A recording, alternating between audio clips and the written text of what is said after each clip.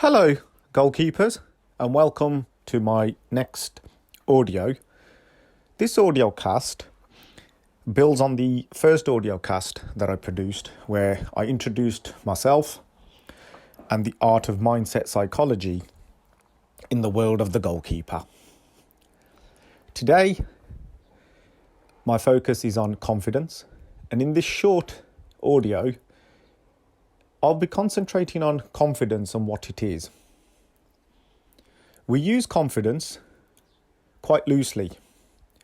Am I confident? Yes, I am. Do I feel confident? No, I don't. But what we don't do, we don't explore the inner sanctum of our mind to ask us why. Why is it we feel confident? Or why is it we don't feel confident? And that's what confidence is. It's a two-way street.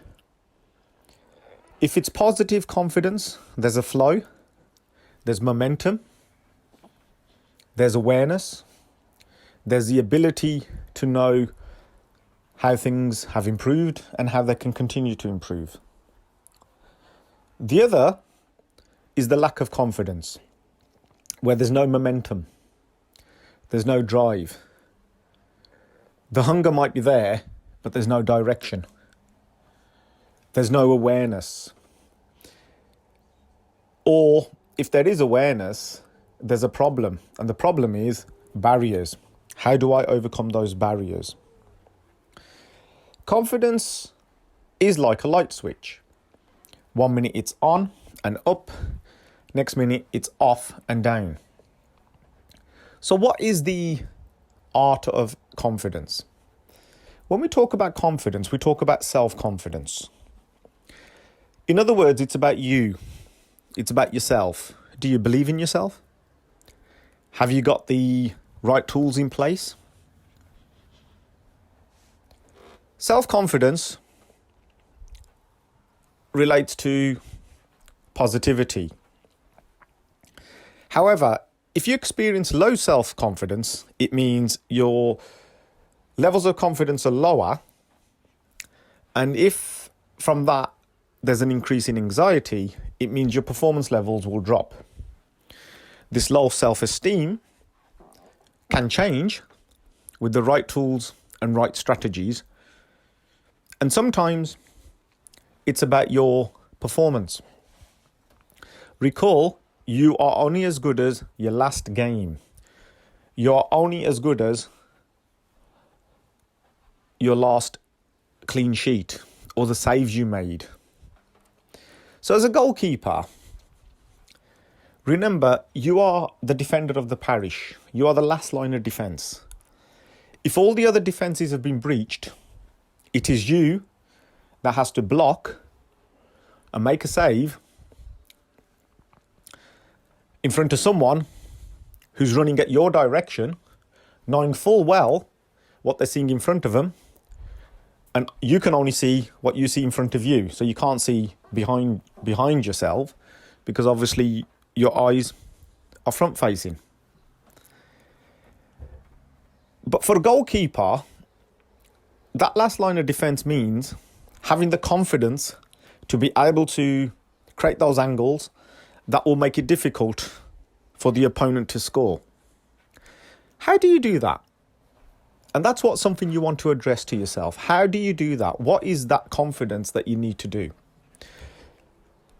Watching yourself being videoed in training and during games is one way of developing and building that confidence, of knowing your angles, of knowing what you've done in training you can perfect in the game.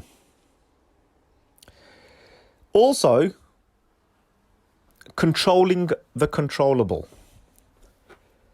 You can't control the ball that's been delivered into the box, but what you can control is what you are about to perform as the ball comes into the box. Do you stick or twist? Do you stay on line? Do you come out? Do you catch the ball? Do you bark instructions? As a goalkeeper, you need to be aware of what you are controlling. Make a list. Sit down write a list and ask yourself, what is it as a goalkeeper I can control, both in training and during match play? What are the factors I can't control? Make a list and tick off the list one by one and ask yourself, yes, I can control that, not a problem. But I can't control this. And the bits you can't control are the bits you cannot allow yourself to get upset about because they're not in your control. In order to go back to my initial point, the two-way street, if you want it to be flowing, if you want that momentum, you've got to be able to address any of the imbalances, many of the barriers, and ask yourself, what is it I can control? So start getting videoed. Start being observed. Ask yourself where you feel you are when it comes to confidence. Rate yourself. If 1 is low and 10 is high, rate yourself. Where do you think you are?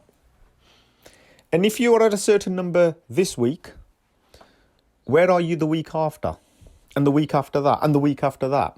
And all of a sudden, you've got 4 numbers for the month. And before you know it, in a 7 to 8 month season, you will have a lot of numbers. But then also, with those numbers, ask yourself, why was you a 3 that week? What happened? Think about training. Think about your preparation. Think about the game. What could have been done to have made that 3 into a 6 maybe? And in the weeks you're doing very well, what is it that you've done well in that week? And suddenly you will produce what I would call the goalkeeper's confidence mind map. It's a journey that you're on, and you can't expect it to be all brilliant, and you can't expect it to be all bad. But it is about you understanding what you need to do to make those levels of confidence higher if they're low, or maintained if they're high, to maintain them. And the final part of this is the roller coaster.